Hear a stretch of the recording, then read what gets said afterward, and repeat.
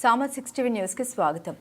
బూర్గంపాడు మండలంలో నూతనంగా auto union ఎన్నికలు నిర్వహించారు. ఈ ఎన్నికల్లో ఆటో డ్రైవర్ టిప్పు సుల్తాన్ ఏకగ్రీవంగా ఎన్నికయ్యారు.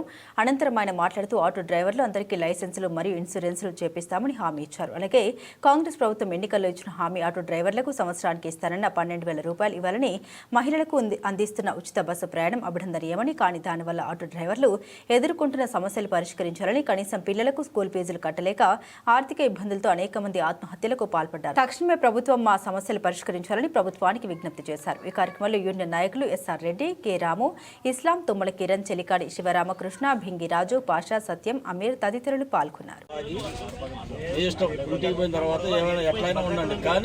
డ్యూటీలో మాత్రం డ్రింక్ చేయొద్దు, కాగితక మాత్రం కంపల్సరీ ఉండాలి. లైసెన్స్ లేని లైసెన్సులు అప్లై చేసుకోవాలి. ఇక్కడికి వచ్చిన మీడియా మిత్రులకు పేరు పేరున ధన్యవాదాలు తెలియజేస్తున్నాం.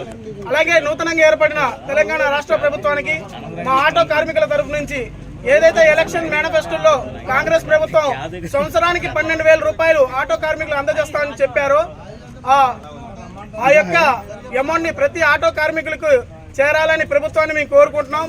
అలాగే తెలంగాణ రాష్ట్ర ప్రభుత్వం ఏదైతే ఉచిత బస్సులు పెట్టడం ద్వారా ఆటో కార్మికులు చాలా ఇబ్బంది పడుతున్నారు. ఈ రోజు ఇంటి రెంట్ అయినా కానీ మరి పిల్లల స్కూల్ ఫీజులు కానీ కట్టడం విషయాల్లో చాలా ఇబ్బందులు పడుతున్నారు. ప్రభుత్వం మా సమస్యలను దృష్టిలో పెట్టుకుని మా సమస్యలు తీర్చాలని కోరుకుంటున్నాం. అలాగే ఆటో యూనియన్ తెలంగాణ రాష్ట్రంలో ఉన్న 6 లక్షల ఆటో కార్మికుల తరపు నుంచి అసెంబ్లీలో పాడి కౌశిక్ రెడ్డి గారు మాట్లాడడం జరిగింది. మా ఆటో కార్మికుల తరపు నుంచి పాడి రెడ్డి గారికి ప్రత్యేకంగా ధన్యవాదాలు తెలియజేసుకుంటున్నాం.